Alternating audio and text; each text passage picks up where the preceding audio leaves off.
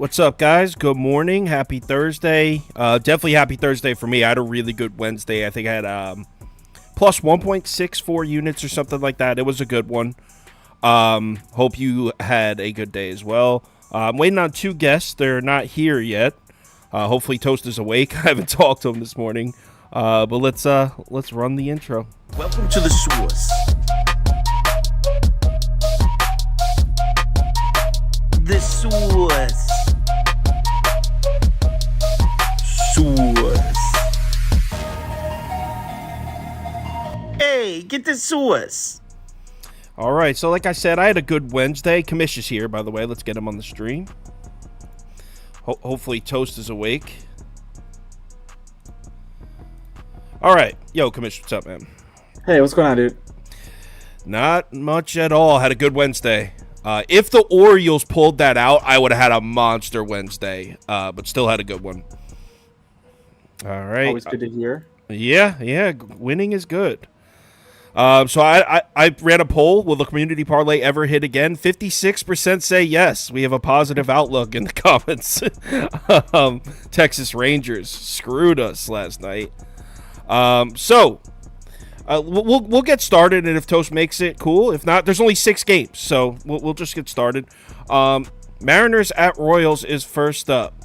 Let's run a poll. This series has been weird. All right, poll's running. Let me get my notes up too.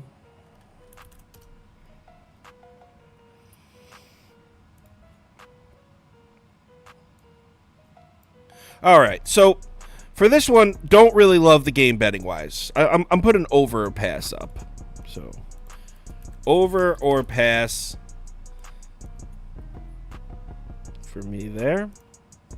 I just hate the day games, man. I hate betting overs in day games because guys don't take batting practice. Sometimes you get those watered down lineups. There's just a lot of weird factors that go into the hitting in this spot. I mean, it's such a pain to have the Mariners be such heavy favorites on the money line. Obviously, it's understandable given the fact that the Royals are that bad. But I don't know. I haven't bet anything for this game yet. I think it's Mariners minus 1.5 or pass for me. Mariners minus 1.5 or maybe or pass. throw in a parlay. Maybe throw the Mariners in a parlay if there's another. I'll just put Mariners or pass for you. Yeah. So 1 second. My notes weren't open. I always forget to open them up before I start. So for this one, George Kirby's been really good the last couple starts. Let me pull up this graphic here. So these are the righties, the last 4 right-handed starters that the Royals have seen, and this is what makes me concerned for George Kirby, because not only is it a day game, like Kamish said, which isn't just weird for the lineups, it's weird for everything. I don't like the aspect of it. But look at the last 4 righties the Royals have seen. 8 earned runs on Wainwright, 4 on Logan Gilbert, 5 on Emerson Hancock, 4 on Castillo. So the Royals are scoring, and this is such a... To use what Kamish said about the Twins, this is such a punt spot for both teams. I really don't even know what I think. I'm not betting it. Real quick, let's see if Toast made it. He did it. All right, so let's see what the poll says, because neither of us really like this game. And the poll results are, come on, YouTube's running a little slow. All right, it was heavy Mariners. I don't know why the results are. There we go. 69% on the Mariners, 20% Kansas City, 7% over. Let's move on to some better games. Boston at Washington. Red Sox, Nationals, over, under. Poll is running. Cast your votes. Now, this one, I'm going to lay the 1.5 in. I'm taking Red Sox minus 1.5. Gonna lay the run line here.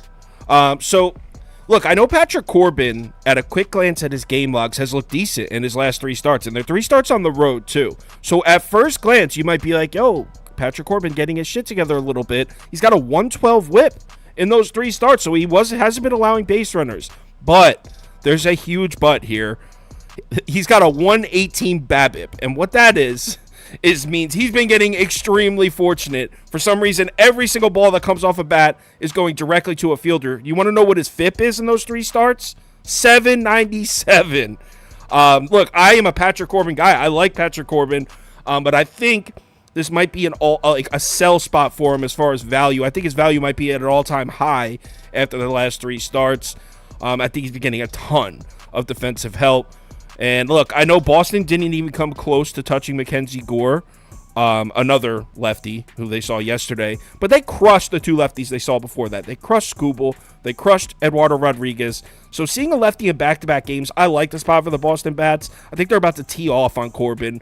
The Red Sox, in their last 8 games, they're averaging 3.6 runs per game, but their team total in this one set at 5.5. So the odds makers are expecting to see a lot of Boston runs as well. I expect Boston to put up a big number here. Now, do I trust Chris Sale? Not really, but let me pull up this graphic here. These are all the lefty starters that the Nationals have seen since in the last month. I mean, look at the last 3. James Paxton, 6 innings, 2 runs, 5 hits. Ken Waldichuk pitched a good game against the Nats. Ranger Suarez, a good game. So Nationals aren't getting the left-handed starters. And Chris Sale looked really good before he got hurt. He looks to be okay coming back. So I think this is a comfortable Red Sox win after taking the loss yesterday. Man, I'm with you in some respects. Other respects, no. Like Patrick Corbin, to me, these last 3 starts have been crazy. Like you said, 3.71 ERA, but a 7.97 FIP. That's just ludicrous over any sample size. Even more ludicrous when you look at in that span, he's given up a 12.5% barrel rate, hard hit percentage near 50%. To have a 118 BABIP when those are your batted ball metrics is absolutely insane. So I think we're due for some regression sooner rather than later there. I'm a little bit concerned that it doesn't happen today, just because the Red Sox have also struggled against lefties. I know you said last couple of games they've done relatively well against them, but since August 1st, they are bottom half of the league in most relevant metrics against southpaws. You look at their contact, their medium contact, they're 27th out of 30 teams. Hard contact, they're 19th out of 30 teams. Look at their OPS and their ISO, underwhelming as well. They are... where they at here? 23rd in OPS against left-handed pitching since August 1st. So for me, Patrick Corbin, he's ass. I bet, like, there's no ifs, ands, buts about it. He's bad. A team like the Red Sox should at least be able to get a couple off of him, I would assume. I do think the under 9.5 here has a little bit of value because everybody is probably looking at that discrepancy between ERA and FIP between Corbin, which I think is valid. It makes sense. But I don't know if the Red Sox get to him for like 5 or 6 runs in this spot. I also don't know how much you can trust the Nationals bats against left-handed pitching. And Chris Sale's been pretty good since he came back. So for me, I think there's a sneaky spot on an under 9.5 right here. Maybe not the most comfortable psychological bet you'll ever make, but I think it probably gets the job done. Yeah, and to your point, I remember looking probably about 5 or 6 days ago at the numbers in the last 30 days, and the Red Sox were 29th against lefties in the last 30 in WRC+. So, yeah, they have not been hitting lefties as a whole. Yep. Those 2 games in that Tiger series give me a little bit of hope. But the odds makers definitely are expecting Red Sox runs, but there are... judging by lately, the odds makers have been off a lot. Public's been cleaning up a little bit.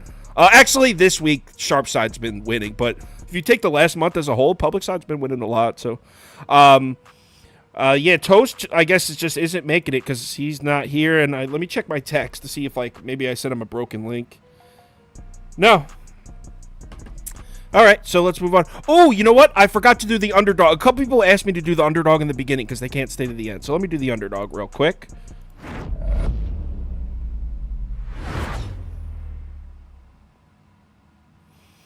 All right, here is today's. This one comes from me. This is my baby here.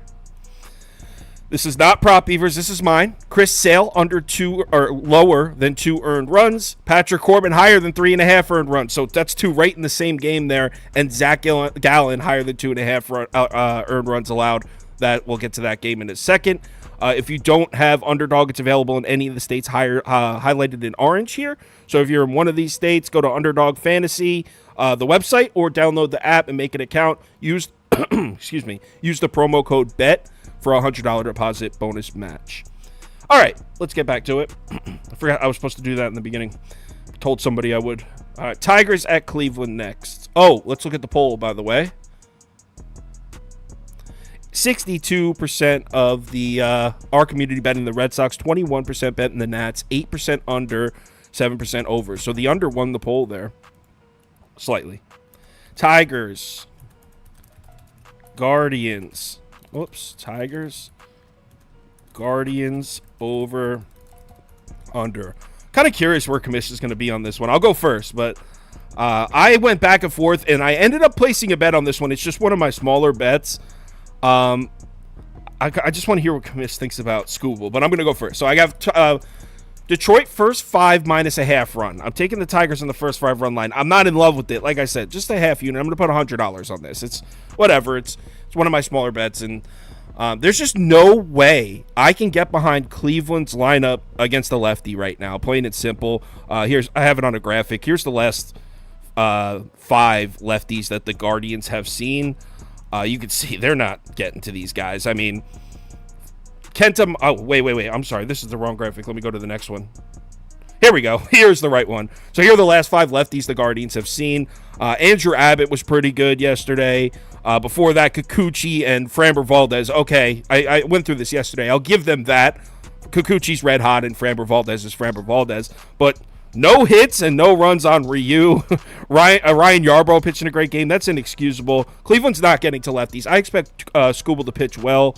And then on the other side, look, Xavier Curry's on the mound. Do I have a ton of faith in the Tigers lineup? No. But if you go back to this graphic here, look at the last few righties the Tigers have seen. They've scored. I mean, they're not lighting the scoreboard up, but they're putting runs across. I expect them to score at least 1 or 2 on Curry, and Scooble should be able to hold Cleveland's terrible lineup against lefty down to cash this bet. Like I said, don't love it, though.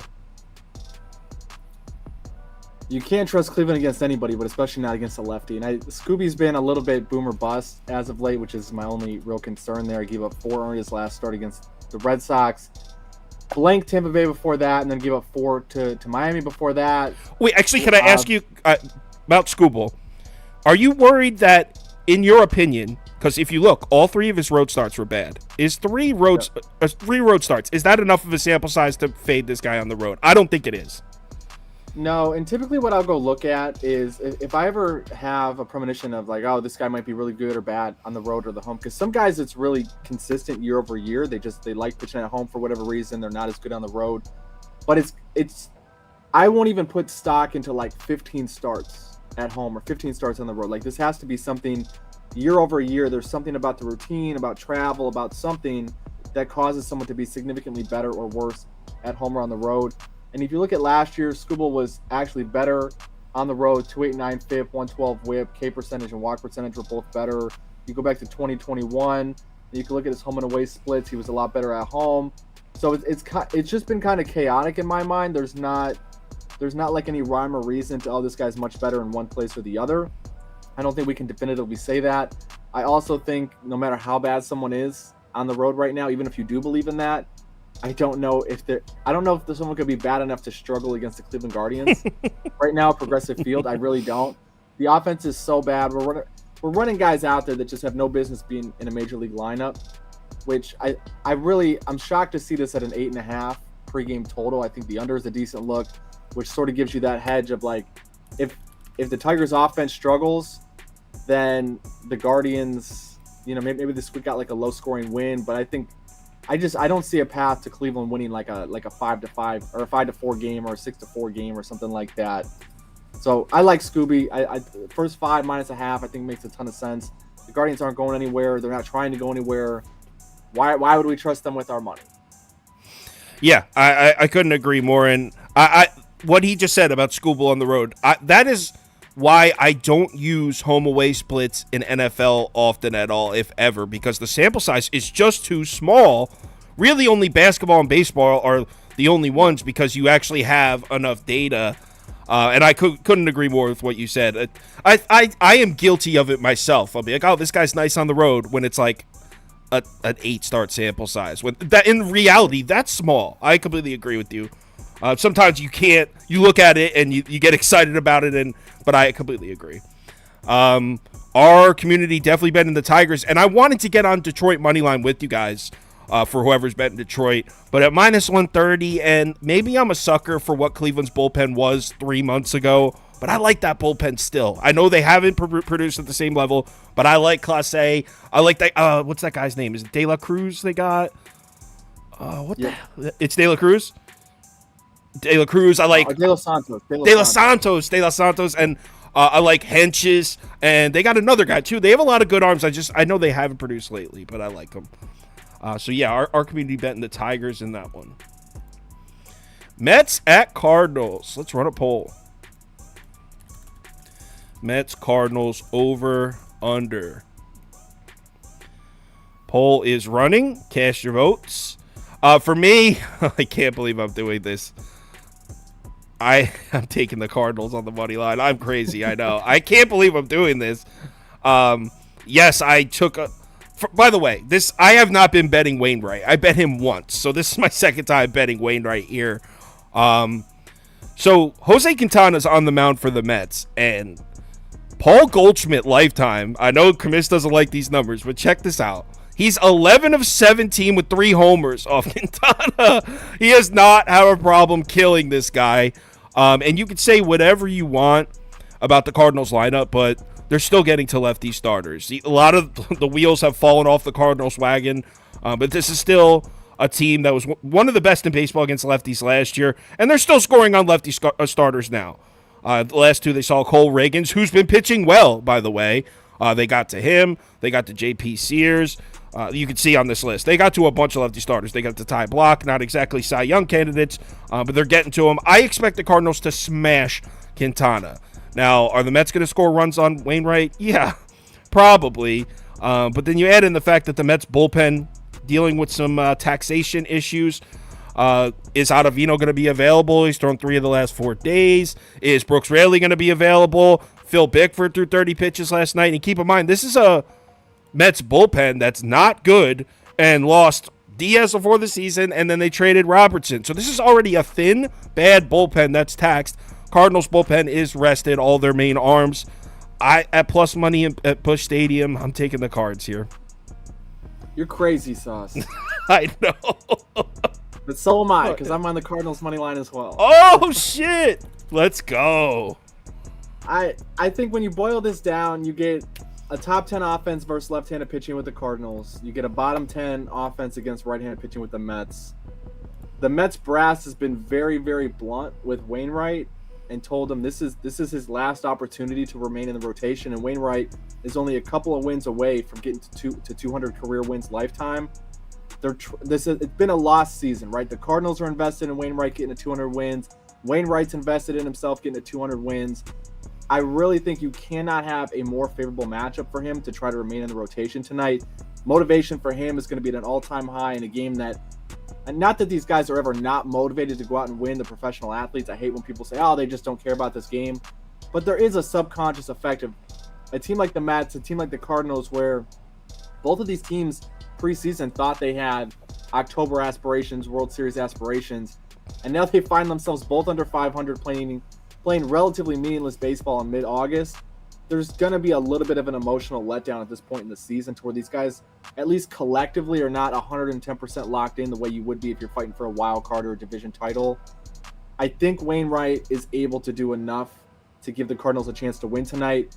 I don't like the lifetime batter versus pitcher data like you said, Sauce, but I really do like platoon data, and Goldschmidt absolutely mashes left-handed pitching like a lot of these guys in the Cardinals lineup. So for me, you get Wainwright at plus money because he's been downright horrific. I think that's a fair price, but I also think at plus money, given the situation, given the context, it's worth the roll of the dice in my mind. Yeah, and who, just like you said, who would have thought a Mets-Cardinals series in late August would be meaningless? That's crazy heading into this season. But it is, and I look, someone said in the comments, this game feels like a coin flip. Well, if that's the case, then the plus 110 team at home is the bet. Because if you can get a coin flip at plus money, take it 100% of the time, because that will turn a profit. So, yeah, we're both on the Cardinals. I like it. Our poll, heavy on the Mets, though. 54% of our viewers bet in the Metropolitans, 24% Cardinals, 19% over. So a lot of people in the comments like the over, and I looked at the over myself. It's at 10.5. Public's heavy on the over. I still like it, but I thought the Cardinals at plus money was slightly better. I could see this game having 3 or 4 lead changes, so I could definitely see it over. So let's move on to game. And that's all the more reason. Get the Cardinals plus money pregame, and then get the Mets plus money whenever they go down. And that'd be a nice way. Profit. Then you don't have to watch the game. You just make a few dollars and you move on. Right. If you could play also, it like that. I saw a comment. These are sunglasses. This is the organization that I work for. Somebody was confused at the design on my hat. Oh, is that the team you coach for? Yeah, so I'm the director of baseball operations for an academy in Northeast Ohio. So this is our hat. We have practice in a little bit. Yeah. Cool. That's why, if you're wondering why he's only on the 11 a.m. shows, because he's on the field every single day when we're out live later. That's why he's always on the 11 a.m. All right, so next game, D-backs at Padres. I mean, you guys already know what I've been. I've been auto-fading Arizona forever. This team's horrible. I don't care that Zach Allen's pitching. I mean, they're 1-5 in his last 6 starts. Padres, without a doubt. Even, I know Padres just coming off big series against Baltimore. They didn't have to travel. I don't care. Padres money line. I honestly can't believe we're getting it close to a pick 'em. I can't. We did it last week on this show. I think it was the exact same matchup, honestly. I think it was Rich Hill against Gallen, and I was on the Padres, and they didn't get the job done. I think it was a low-scoring affair. For me, I do not want to bet the Diamondbacks against a left-handed pitcher. I don't want to bet the Diamondbacks coming out of Coors going into Petco. I also don't want to bet the under, even though I like the under on the surface, just because it's a hyper proximity matchup for these teams and for these pitchers. I think I would lean Diamondbacks, lean under, but I don't think I can do anything on this game. I mean, I hear you. Taking Rich Hill to beat Zach Allen is kind of crazy, and you're right. This exact pitching matchup did happen. It was 3-0. Diamondbacks won, but I don't care. I'm on the Padres. Yeah. I'm like so hesitant. There has to be something extreme to get me to bet on a game with Zach Allen in it right now, because I had a $5 lotto that I put in preseason or early in the season that requires Zach Allen to win the Cy Young. So I'm just like so hesitant to invest anyway in Zach Allen right now, because I'm rooting for him so hard to win the Cy Young that if I fade him, then I'll have mixed emotions. But if I put more money on it, then he sucks. I'm gonna be pissed at myself for over investing. Yeah, I know exactly what you're talking about. I go through that on NFL Sundays a lot. If I have a bet on a team and my friends come over and we like to place parlays together right before kickoff, like stupid parlays that are terrible just for fun. And a lot of times we vote and end up putting a team on there that's like against one of my bets, and I hate that. This is surprisingly even. So there's a lot of people betting Arizona in the comments here. It's 44% Padres, 43% Diamondbacks. So comments pretty split down the middle in this one. I mean, I get it. It's Gallen versus Rich Hill, but no way. I'm done with Arizona. To quote Jay Briggs, I've put a fork in them. All right, Brewers at Dodgers, last game. Brewers, Dodgers, over, under. Poll is running. Cast your votes, and I'm doing it. I'm taking a shot here. It's not a huge bet, just a half unit, but I'm taking a shot with the Brew Crew. I don't have any crazy reasoning for it other than the obvious starting pitching edge. I mean, I'm assuming everyone in the comments would take Corbin Burns over Lance Lynn. I also like the Brewers bullpen, and they're well rested. Dodgers have a good bullpen too, though. So I'm not saying the Brewers bullpen is better than the Dodgers. I'm just saying with Corbin Burns on the mound, the Brewers could very well have the lead after 5 innings, and I like their bullpen. I got it at plus 126. I think it's good value, but like I said, not a huge bet. I don't make a habit of fading the Dodgers because it's usually not a profitable endeavor, but in this case, I'm taking a shot. You're crazy, Sauce. But you're with me. I am with you. Yo, we're on the same page today. Small bet, but everybody on the show I think knows by this point, I'm a super, super data-driven person. I watch the games. I understand like the mechanical analysis and like that side of things, biomechanics, but I don't know. There's some times where like the Dodgers have won 10 in a row. The Brewers suck against right-handed pitching. But it's just a Thursday in baseball, and I don't have any good analysis. You're never going to have a good reason to fade the Dodgers. The Dodgers are always going to have the offensive advantage. Even when they don't have the starting pitching advantage, it's never going to be big enough in my mind to overcome the advantage that they do have with the bats. I don't know. I feel gross even saying it out loud. It just feels like they're going to lose tonight. So I'm going to take a stab. Well, you know what it reminds me of? So I faded the Rangers when they won 9 in a row, I think. I took Oakland at plus 245 in that game last weekend and won. I just feel like winning streaks end on getaway day. Like, that's when winning streaks end. The final day of a meaningless series, that's the game they give away. And that just seems like that game. Kind of saying the same thing you're saying. It just feels like that's the game for the Dodgers. With Corbin Burns on the mound, Brewers would love to steal this one. Dodgers may already be looking ahead to the big series they have with the Marlins, I think. I think they start a series with so they start a series with the Marlins tomorrow. That's a huge series for the Dodgers. Look, I'm not saying the Dodgers are not going to take the game seriously. I'm just saying they've already won this one. The vibes are high. I could see them letting this one fall through the cracks with Corbin Burns on the mound. That's all. I think it's also worth pointing out that the Dodgers, as of late, really haven't been challenged. You look back, they've won 7-1, 6-2, 8-3, 4-1, 6-1 is their last 5 wins. So it's not like they've been winning a ton of 4-3, 5-4 type of games where they've had to have that big hit late in the game. They're going to face probably the best starting pitcher that they've faced in the last, honestly, maybe 2 weeks, 3 weeks. Today, I don't have a lot of great data, and you're never going to have a lot of great data to fade the Dodgers, but I think there's enough here to warrant like a very, very small bet. And I'm not huge on let's just be contrarians, but I'm with you. Like, there's something about getaway days. Mm-hmm. There's something about winning 10 in a row and facing a team that's looking to avoid a sweep. I could see Milwaukee getting this done.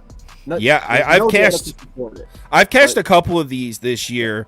At least 3 or 4 of them where I've just taken an underdog on getaway day. And a lot of people in our group chat are big. They call it getaway day. They call it dog day, where they blindly bet every underdog on the slate. I don't know if that's turned a profit or not. I'm just saying that's people do that. But our votes heavily on the Dodgers here, as expected. Like Commission said, they won 9 or 10 in a row. 69% of our viewers bet in the Dodgers, 23% bet in Milwaukee, 3% under, 2% over. So that's it. About the under sauce, like if people think we're crazy.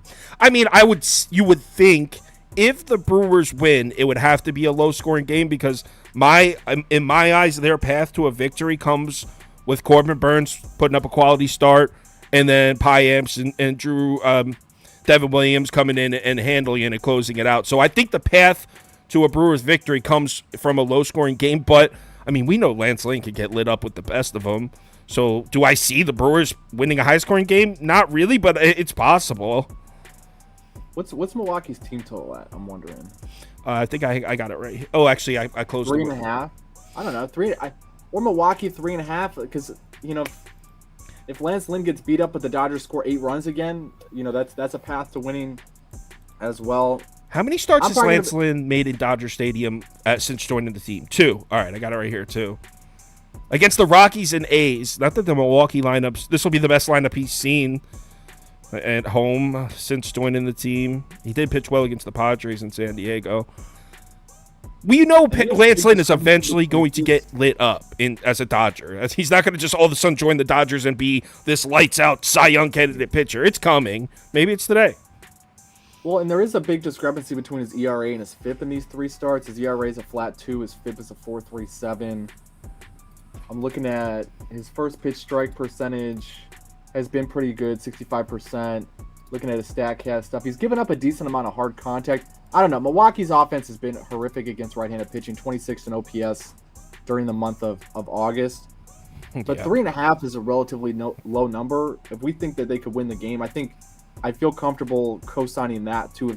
If people felt more comfortable taking a team total in this spot against Lance Lynn and a Dodgers bullpen that has been good, but they've had a moderate amount of usage. I think 3.5 is a reasonable number for Milwaukee to get over. Yeah, if you like them to win, you would think you like them to score at least 4 runs. But yeah, let's that's the last game. So let's move on to the community parlay.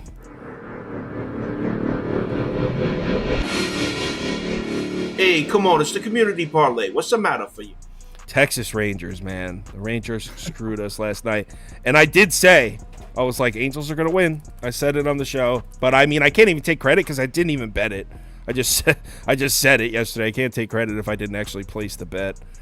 Can we finally get a win here, community? Let's get our shit together. Only 6 games, so we'll make this a 3-leg. And so we got Mariners, Red Sox, Tigers. They definitely voted Tigers. And then they definitely voted Mets. So let's get that first leg going. And then what I'll do, the third leg, it'll be whatever second place gets the most. Actually, we'll see. Let's play it by ear. This one looks like it's going to be Mariners.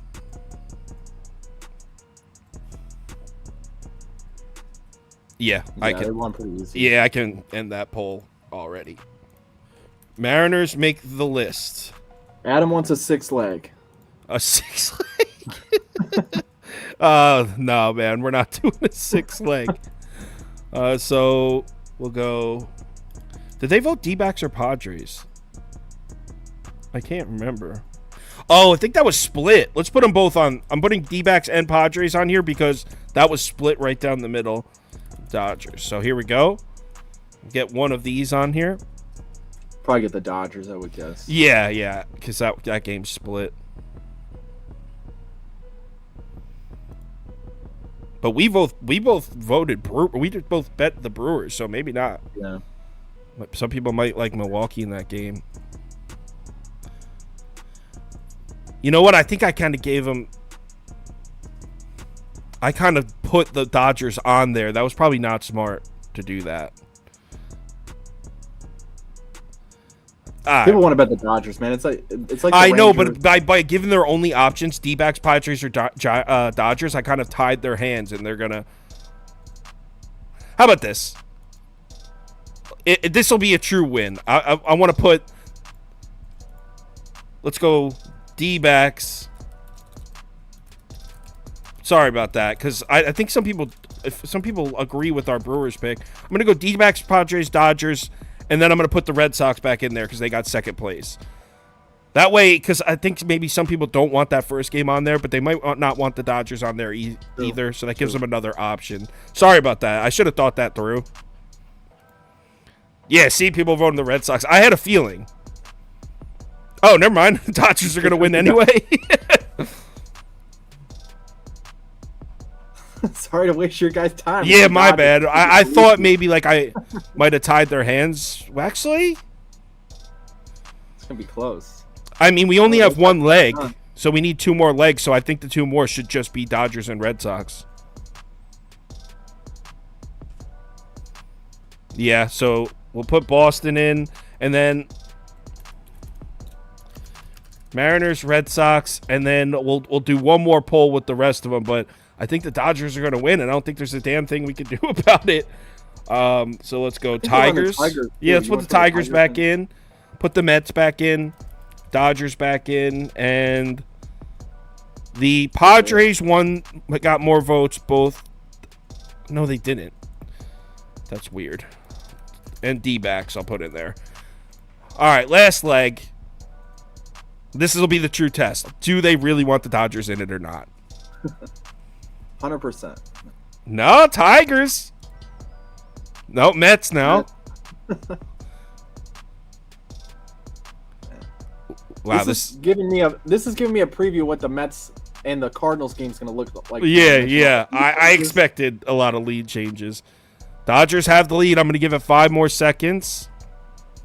5, 4, 3, 2, 1, end poll. And it is the Dodgers. The Dodgers make it. We're on sec. Let me see what the odds on that are. Red Sox, Mariners, Dodgers. If there's ever a day we have a layup, it's this one. But I mean, I'm betting the Brewers. But 267. There's only 6 games, so it's not like 267. Or we could add the Tigers as a 4th leg to make it. Let's add the Tigers because it got second. You guys having such good luck just throwing more legs, right? Yeah, that's math. Math doesn't lie. And that brings it to 537. There we go. That's a better parlay. Community parlay, Mariners, Red Sox, Dodgers, Tigers, plus 537. Or you could play the plus 2 whatever without the Tigers in it for community parlay 2.0. Thanks for watching. As always, only 6 games today, so there wasn't a ton to talk about. I won't be here tomorrow. I'm in a family golf outing, so no show tomorrow 4 p.m. And then starting next week, it's officially football season for me. But I'll still have the baseball show, but I'll just be like the host. I don't have time to go through all the games every day. So I'll still be doing the baseball show, but it'll be Toast and a guest, and Commish will probably be on next week, and they'll be the one to give it. What's up? Do you do football shows? Yeah. Oh, yeah. Saturday mornings, Sunday mornings, live shows, and I plan on uploading a video for every single game during the week, and then having a Saturday morning show that'll probably be about 2 hours long, going through all the college, and then Sunday morning NFL. Okay, we'll have to connect on that. I'm a big football guy as well. I never played football, but it's another sport where I think the nerd side of me really helps. It's fun, man. It's fun. Yeah, definitely. I'm looking for guests for college football Saturday, especially because there's so many games to go through, and I think what I want to do is have like 6-game segments where you can be like, yo, I want to come on for these 8 games. And then I'll have like 3 people on, but like the guests will be rotating. Like, all right, next we're going to talk to SEC games, and we're going to bring on this person for that kind of a thing. I think that's my plan for that. Because to expect someone to jump on the show and be able to talk about 40 SBF games is insane. I can do it because I'm sitting here doing it all week. But, like, it's insane to find someone who's able to do that. It's truly nuts. But all right. We'll connect on that. But I appreciate you having me on again. Appreciate all you guys as well. I always get some nice DMs after the show, so I really appreciate it. Yes, sir. Everyone, let's have a good day. Remember to bet responsibly. It's Thursday. I think I got crushed last Thursday, so let's have ourselves a good one. Won't see you tomorrow, but I'll talk to you guys